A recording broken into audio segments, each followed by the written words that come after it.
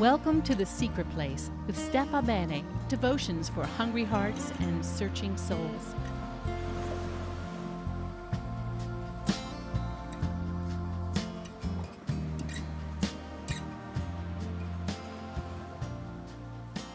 Hey there, everyone. Happy New Year. Welcome to The Secret Place with Steffa. I'm glad you're here. It's January 2020. I can hardly believe it. Is anybody with me that 2020, how did we get here? 2020. I remember 1972. I remember thinking back then, oh my goodness, I wonder if I'll still be alive in 2020. I wonder what the world will be like in 2020. I could never have imagined all the things back then that we're all involved in now with the internet and social media and, being a professor and having 3 children and, oh my gosh, living in Florida. Life has changed so drastically since then. I'm sure you're going through your own memories too and thinking about the magnitude of that number, 2020. Wow. Well, today I've just been off break between the semesters and had some time for fun reading. And I've read this book that I just love by an author that I really enjoy that I wanted to share with you. It's called On the Road with St. Augustine, A Real World Spirituality for Restless Hearts by James K.A.Smith. And he really, basically what he does is he takes Augustine and the Confessions, St. Augustine, and talks about how Augustine's journey is so much like our journey. All of us who are Christians think of Augustine as, he's one of the fathers of the church, one of the fathers of our faith. And living back then in 405 or so, somewhere around there, the end of the 3rd century, the end of the 4th century. Anyway, he talks about grace and the grace of Augustine's life and about how grace works in all of us and that we're all on this spiritual journey and that how much things haven't changed even though they have changed so much. So I thought January 2020 would be a good time to share this with you. Here's the little passage that we always start with. There is a scandal for our autonomous sense of entitlement. This new will, this graced freedom is sheer gift. It can't be earned or accomplished, which is an affront to our meritocratic sensibilities. The human will does not attain grace through its freedom, but rather attains its freedom through grace. If Augustine spent half his life battling the heresy of Pelagianism, the pretension that the human will was sufficient to choose its own good, it's because he saw it as the great lie that left people enchained to their dissolute wills. And no one is more Pelagian than we moderns, but it's a long way from that garden to kingdom come. Augustine has many miles to go before he sleeps. If he might have been first enthused about some here and now attainment of perfection, then eventually his own experience, the realities of pastoral care, disabused him of any illusions that this struggle is over. What we see across his letters and sermons and subsequent writing is an understanding of renewed freedom that reflects the temporal journey of the pilgrim soul, the story of the soul that is still unfolding. Grace is a game changer, not a game ender. I'm not who I used to be. I'm on the way to being who I'm called to be. But I'm not there yet. I'm not there yet, Augustine counsels as well. His spiritual realism harbors no illusions about hasty arrival, even as it nourishes his unflagging hope of getting there.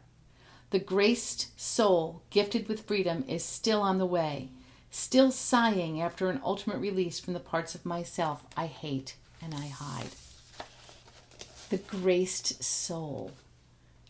What a lovely way to talk about you and me. Did you know that you're a graced soul? You are a graced soul. You know what? Even if you don't believe in God, God believes in you. Even if you don't follow after Christ, His grace is there. His grace is available to you. You are a graced soul, and so am I. Graced soul. I love this whole idea that he brings forth, that we are pilgrims on our way.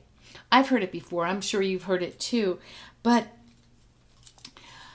I think that one of the things that we suffer from, he goes further into this through Heidegger and all the other philosophers about the angst that we all feel in our human condition, and that feeling is, it's a sigh that even if you follow after God, even if you know that you're graced, even if you are full of gratitude and know that God loves you and you are walking in a measure of joy and a measure of wholeness, there's still this sigh that comes. And you know it, even if you can't describe it. You know what that feels like inside of you. That sigh. I'm not there yet. Will I ever get there?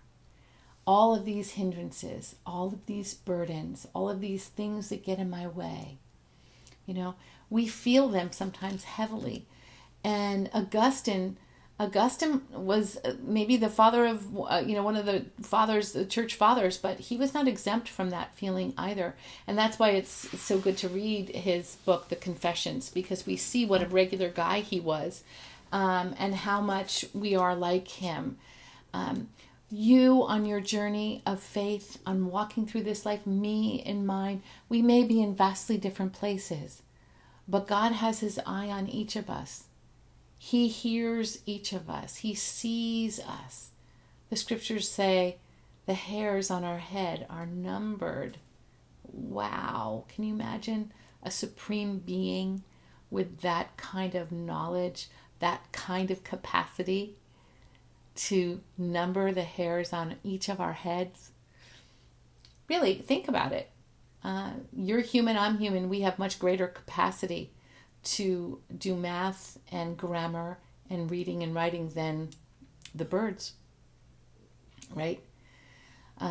They are creatures too. They were created by God, but they don't have the mental capacity that human beings do, right?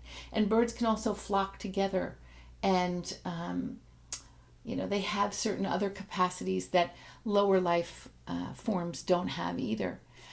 God is the highest life form. He is the all in all.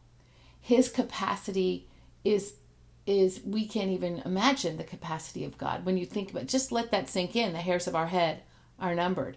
We can't even imagine his mental capacity, his brilliance. The scriptures say that his brilliance is so much brighter even than the noonday sun that when he appears, or if he appears, we couldn't even look in his face, because we would die from looking at his face. The brightness would blind us. We would fall backwards. So, it's kind of fun, and it's definitely interesting to think about who this one is, who made us, who made all of this, who created all of these wonderful patterns in this world, in this universe, that science is just beginning to explore and unfold. I love seeing this and hearing this and learning about new patterns and new scientific discoveries and even inventions too, technological inventions, because I see it all as a part of the unfolding of God's grace upon the human race. We've talked a lot in The Secret Place about suffering and the part of suffering in our lives. That is inevitable. Suffering is going to happen. But today I want to focus in on the fact that there is grace enough. There is grace enough to get by. There is grace enough for the sojourn. There is grace enough for the journey. And part of the way that we find grace, we all will find grace in different ways, but it is available to all of us. Part of it is walking side by side with others. Some of you are listening are more introverted and some are more extroverted. So the idea of others for some of you is more fun to think about than others. But we all need people. We all need each other. So whether you are introvert or extrovert, be aware and be looking and be craning your neck for that next person that God might bring your way today, because that person just may be carrying a bucket load of grace to just drench you in with joy and beauty and everything you needed for the day. Every day is a new opportunity. It's a new surprise. Some days I've woken up and I can hardly imagine what happened the day before. It was so wonderful. It was so much of a wonderful surprise. Other days I've woken up and say, did that really happen yesterday? How could that have happened? It was just a normal Wednesday. How could that dreadful thing have happened? We don't know what's coming. We don't know what's ahead. But we know that God is there. And we know that He is with us. And there's grace enough for the journey. That's all I've got for you today. But I hope you've had a good time coming to the secret place. And I hope you'll come back. Leave me a comment. Let me know what you're thinking. Add to this. Share. And if you're in town, let me know. I'll have you on as a guest. All right? Have a great day. Bless you now. Breathe, listen, and receive. Take a moment to soak it all in. Until next time.